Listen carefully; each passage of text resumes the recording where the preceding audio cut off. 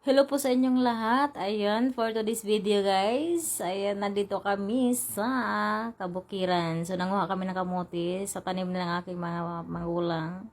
Sumama ako guys dahil, syempre, dahil linggo ngayon dahil kailangan natin ding magliwaliw. 'Di ba? So, sumama ako sa kanila dahil mangunguha din ako ng kamote dahil na-miss ko siyang gawin. So, dati guys, halos ito yung pagkain namin sa araw-araw.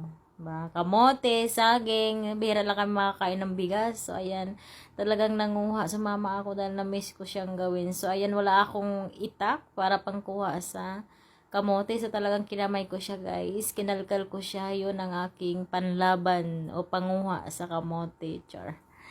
So, ayan guys. Talagang naaliw ako sa panguha ng kamote. Dahil ang dami nila. Marami akong nakuha dyan guys. So, ayan. Ang pangkalkal ko lang ay ang aking kamay. Mahiwagang kamay.